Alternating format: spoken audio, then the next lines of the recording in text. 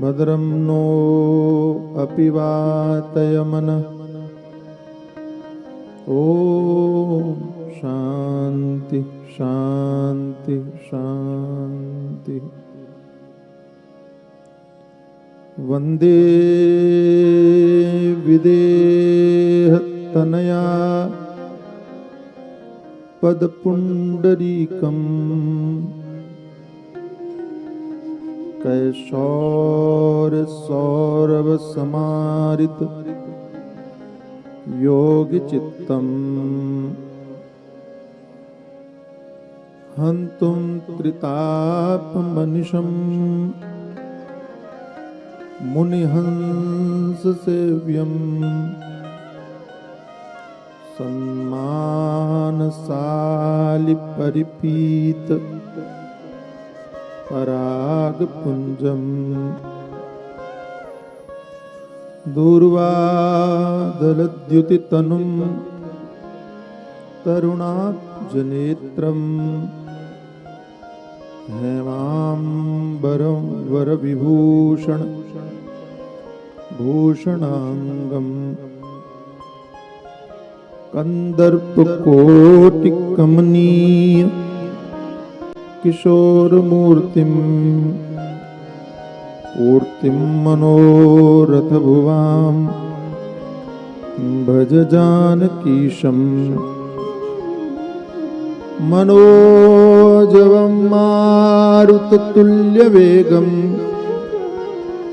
जितेन्द्रियं बुद्धिमतां वरिष्ठं वातात्मजं वानरयूथमुख्यं श्रीरामदूतं शरणं प्रपद्ये। सच्चिदानन्दरूपाय कृष्णाय क्लिष्टकर्मणे नमो वेदान्तवेद्याय गुरवे बुद्धिसाक्षिणे नमो वेदान्तवेद्याय गुरवे बुद्धिसाक्षिणे। आइए सभी लोग प्रेम पूर्वक भगवान के पावन नाम का गान करें। श्री राम जय राम जय जय राम। श्री राम जय राम जय जय राम।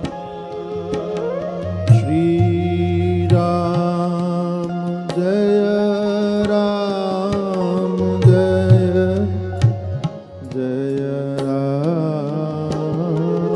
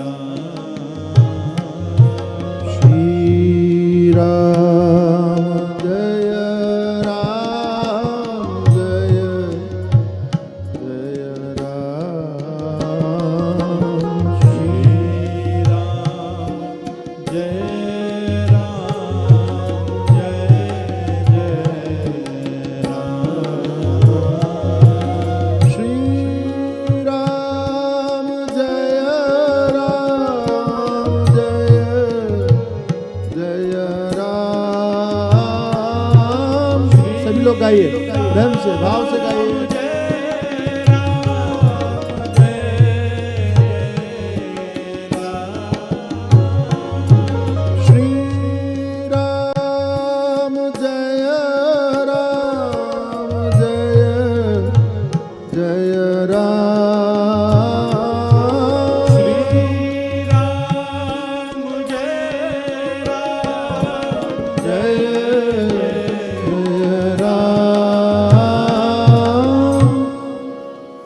श्री राम जय राम जय जय राम।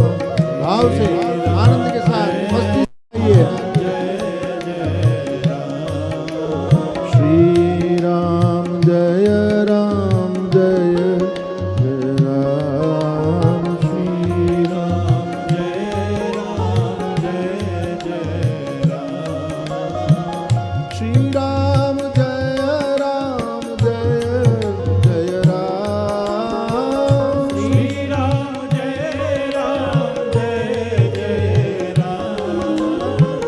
श्री राम जय राम जय जय राम।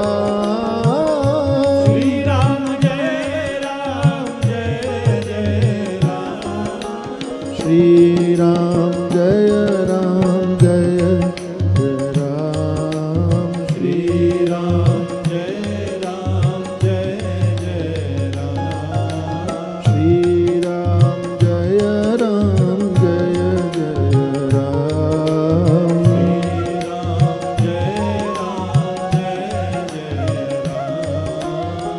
श्री राम जय राम जय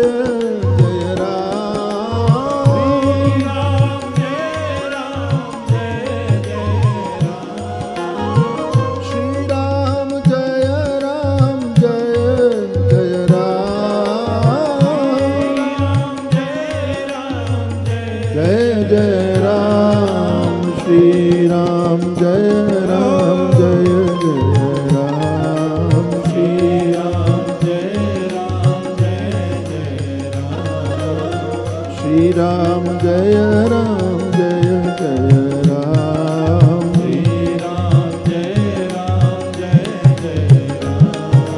श्री राम जय राम जय जय राम।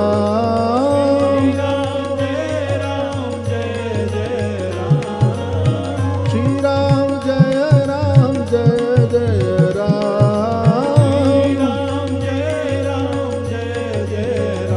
राम श्री राम जय राम जय जय राम। श्री राम जय राम जय जय राम। श्री राम जय राम जय जय राम।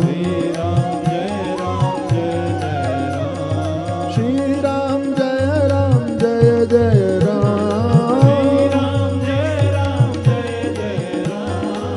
श्री राम जय राम जय जय राम। श्री राम जय राम जय जय राम। श्री राम जय राम जय जय राम। श्री राम जय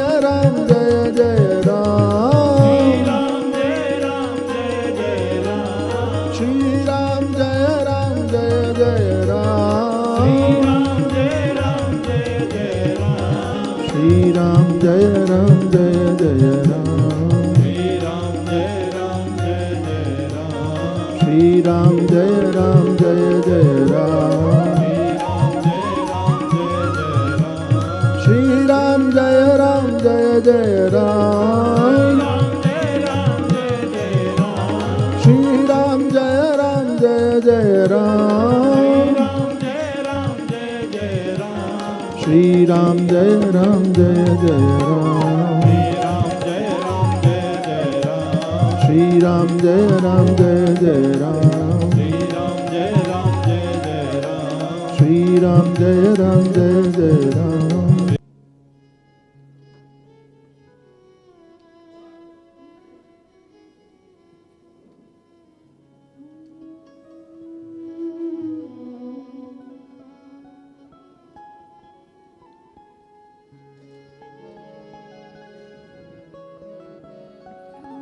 मंगल करनी कलिमल हरि मंगल करनी कलिमल हरि मंगल करनी कलिमल हरि मंगल करनी कलिमल हरि तुलसी कथा रघुनाथ की।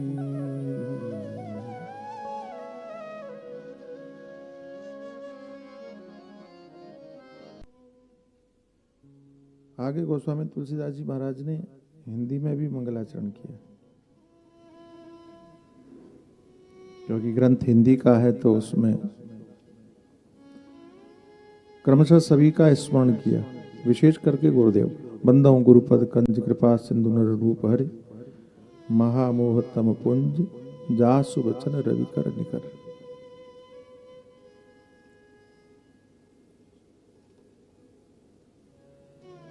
जीवन में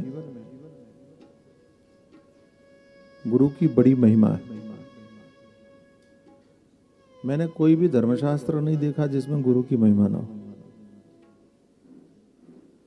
और कई बार गुरुदेव की महिमा का वर्णन करते हैं तो लोगों को लगता है कि ये महात्मा लोग अपनी दुकानदारी चलाने के लिए ऐसा बोलते हैं, लेकिन हम ये नहीं कहते कि आप हमको गुरु बनाओ। हम ये कहते हैं कि आपके जीवन में कोई गुरु होना चाहिए, और जो सही हो। अच्छा, गुरु कैसा हो वो भी शास्त्र ही बताते हैं, हम तो नहीं बताते। तो शास्त्र क्या बताते हैं, वेद क्या बताते हैं? वेदों ने स्पष्ट किया, तद विज्ञानार्थम स गुरुमेवाभिगच्छेत् समित पाणि श्रोत्रियम ब्रह्मनिष्ठम श्रोत्रियो विरजनो काम हतो यो ब्रह्मवित्तम ब्रह्मण्योपरता शांतो निरग्निर न निरग्निर चाक्रिय। निरग्निर जैसे बिना धुएं की आग होती है, ऐसा गुरु होना चाहिए। शास्त्रों का ज्ञाता हो। शास्त्रों का ज्ञाता नहीं होगा तो आपका संदेह कैसे निवारण करेगा, संदेह कैसे दूर करेगा?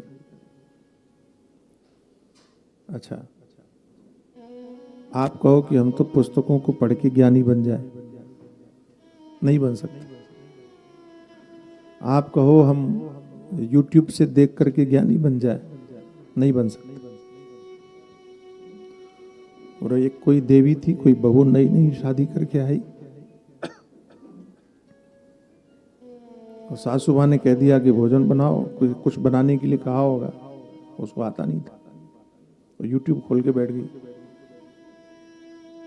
उसको देख देख के बनाएंगे।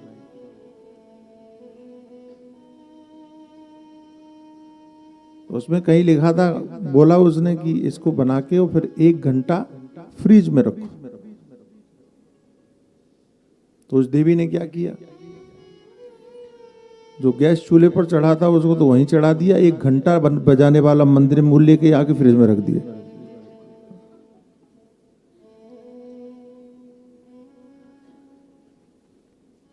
ऐसे ही ज्ञान हमारा ऐसे ही कचरा करता है। लेकिन ये जो ज्ञान है ना, ये पुस्तकों से नहीं आता, परंपरा से आता है। ये हमारे संगीत के लोग हैं, इसे कभी पूछना आप कि हम संगीत पुस्तकों से सीख सकते हैं क्या? वो कहेंगे नहीं, नहीं सीख सकते। अच्छा, गजब क्या है? गजब यह है कि सब कुछ लिखा है जो ये सिखाएंगे, ये जो बताएंगे वो सब कुछ लिखा है, फिर भी आप पुस्तकों से पढ़ करके नहीं सीख सकते। जो टेक्निक है, जो कला है, वो परंपरा से आती है। ऐसी जो ज्ञान है, जो धर्म है, जो संस्कार है, जो संस्कृति है, जो विचार है, जो प्रवाह है, जो कथा है, जो सिद्धांत है, वो पुस्तकों से समझ में नहीं आ सकते। वो परंपरा, ये तो सिंपल सी बात है, सामान्य सी बात है। लेकिन वो विवेकानंद जैसा व्यक्ति भी, पढ़ा लिखा व्यक्ति भी कहां जाके समर्पित हो रहा। रामकृष्ण परमहंस जो अपना नाम भी ना ढंग से लिख पाए, और उन्होंने उसका मूल्य समझा। गोस्वामी तुलसीदास जी महाराज इतने बुद्धिमान, इतने पढ़े लिखे, इतना बड़ा ग्रंथ लिख रहे हैं, और उसके बाद में भी ग्रंथ आरंभ करने जा रहे हैं तो पहले गुरुदेव का स्मरण कर रहे हैं। बंदो गुरुपद कंज कृपा सिंधु नर रूप हरि। और आपको शायद पता हो उनके गुरुदेव का नाम नरहरियानंद था। कोई लोग बोलते नरहरिदास था, नरहरि ही नाम था उनका। और उसी रूप में उन्होंने स्मरण किया, कृपा सिंधु नर रूप हरि। और दिखाया ये कि गुरुदेव जो है वो मनुष्य के रूप में प्राप्त होते हैं हमें।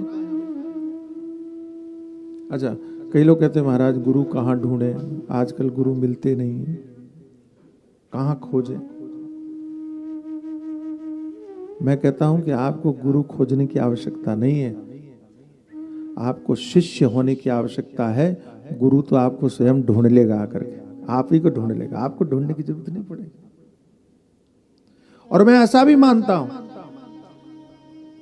कि जब आपके अंदर में शिष्यत्व उत्पन्न होता है तो स्वयं परमात्मा ही गुरु के रूप में आपके सामने प्रकट होता है, आपको खोज नहीं करनी पड़ती।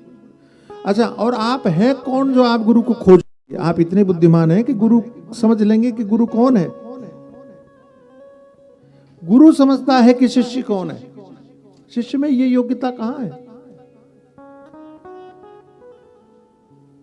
गुरुदेव का स्मरण, और गुरुदेव का स्मरण ऐसा किया कि गुरुदेव की कहां तक बात कहें, उनकी तो चरण रज भी धन्य। बंदो गुरुपद पद्म परागा, गुरुदेव के चरण कमल के समान है और उनकी जो चरण रज है वो पद्मराग के समान है।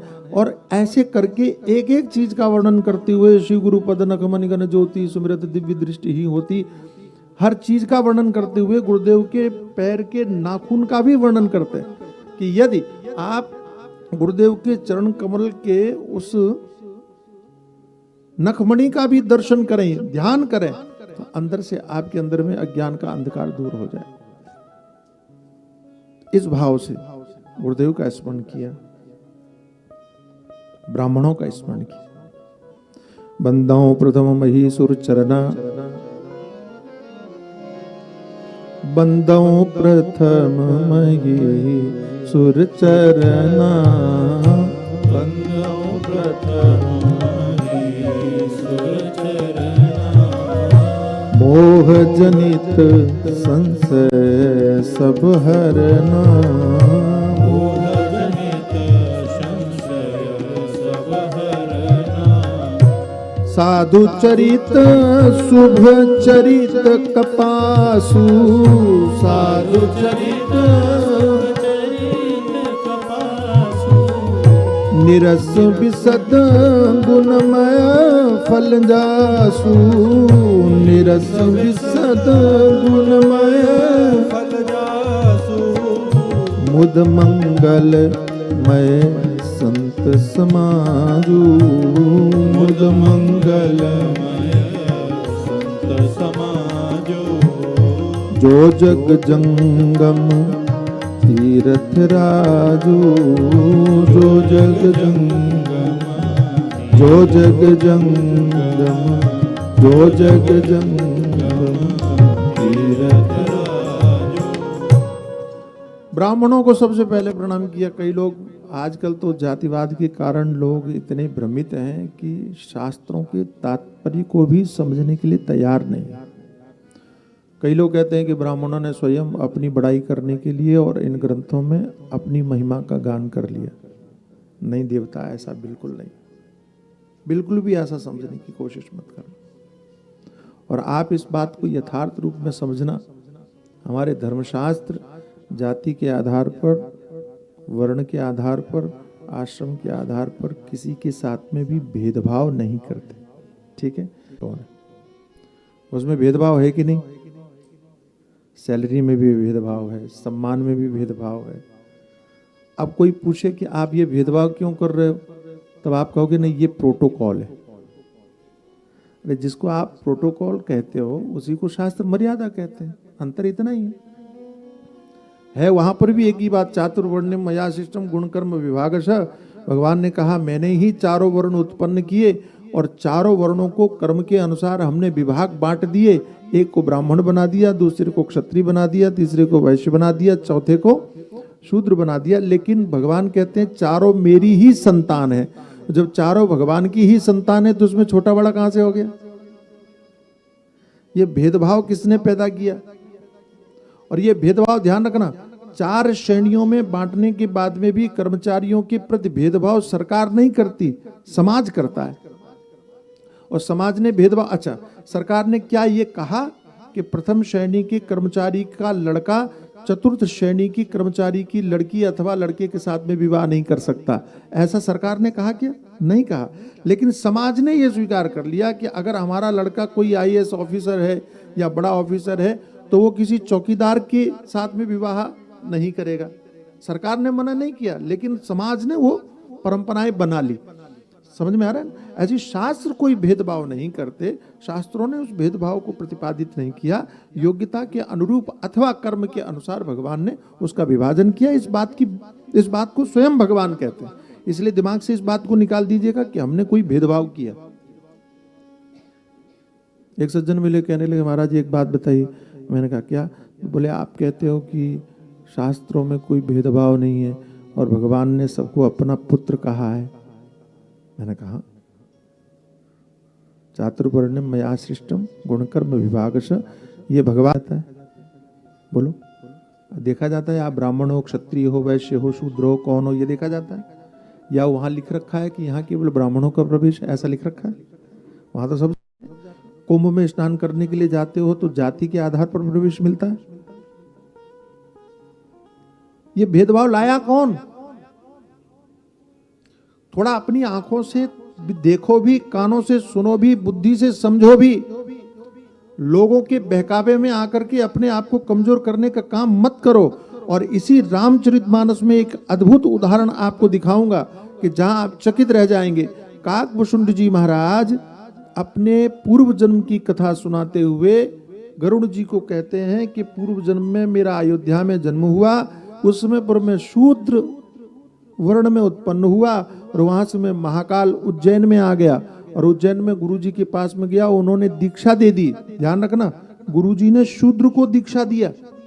जो लोग कहते हैं कि शूद्र का कोई अधिकार नहीं है भगवान का स्मरण भजन करने का अधिकार, वहां उन्हें यह भी समझना चाहिए कि एक गुरु ने और शूद्र रूप में काकभूषुंड जी को दीक्षा भी प्रदान किया।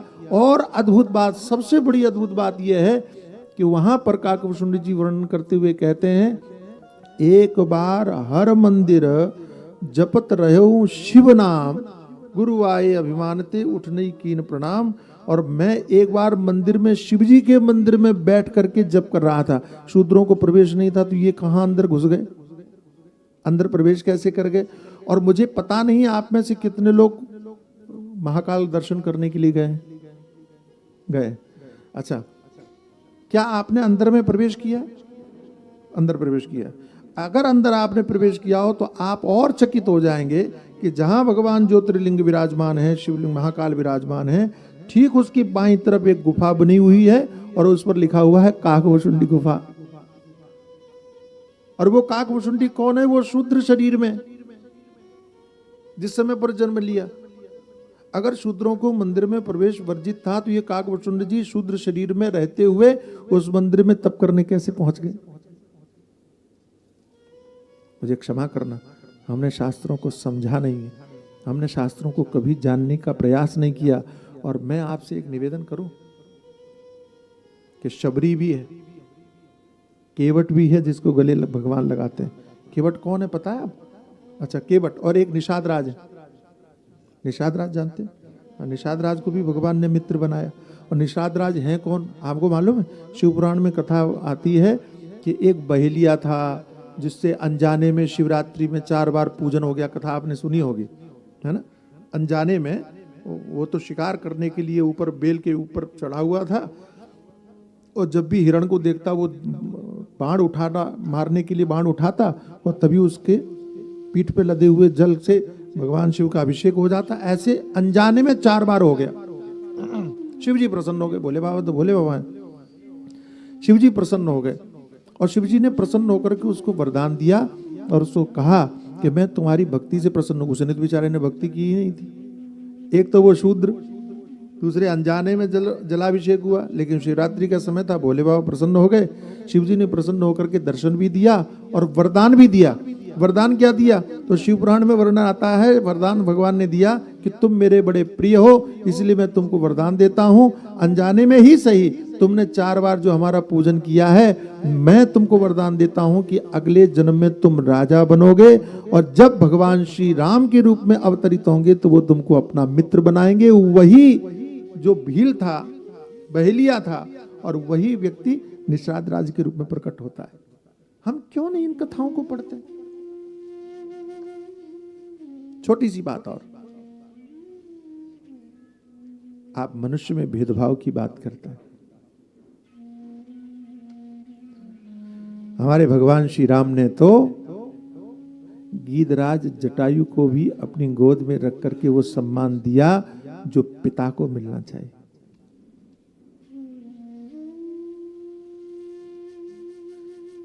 क्या ये समझ नहीं आता हमको? इसलिए किसी भी जातिवाद में मत पड़ना। धर्म बांटने का काम नहीं करता, धर्म जोड़ने का काम करता है। और जो जोड़ने का काम करे वही धर्म है ना? कभी ध्यान दिया आपने?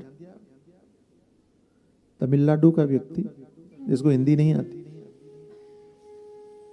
और वो काशी विश्वनाथ में जाकर के भगवान विश्वनाथ को जल चढ़ाता है, ठीक है। उत्तर प्रदेश का व्यक्ति जिसको तमिल नहीं आती, वो गंगा जल लेकर के रामेश्वरम में चढ़ाने के लिए जाता है।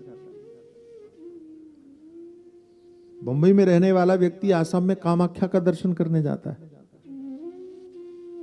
काली देवी का दर्शन करने जाता है कलकत्ता में। और एक बंगाली गुजरात में जाके सोमनाथ का दर्शन करता है, त्र्यंबकेश्वर जाकर के त्र्यंबकेश्वर भगवान का दर्शन करता है। यहाँ भाषा का कोई विवाद है, यहाँ कोई जाति का विवाद है, प्रदेश का विवाद है। देखो, एक धर्म ने पूरे देश को जोड़ने का काम किया, और बुरा मत मानना, राजनीति ने तोड़ने का काम किया। राजनीति आपको भाषा के नाम पर कमजोर करेगी, प्रांत के नाम पर कमजोर करेगी, बांटने का काम करेगी, जाति के नाम पर बांटने का काम करेगी। लेकिन ये कथाएं आपको धर्म के नाम पर जोड़ने का काम करती हैं। इसलिए इन कथाओं का महत्व है, इसलिए शास्त्रों का महत्व है, इसलिए संतों का महत्व है कि आप जुड़े रहें। किसी भी दृष्टि से कहीं भी बांटने वाली किसी भी विधा का समर्थन नहीं किया जा सकता, और आपको करना भी नहीं चाहिए। आपको कोई संदेह है शास्त्र के नाम पर, हमारे पास आइए, हम लोग हैं ना समझाने के लिए, बताने के लिए।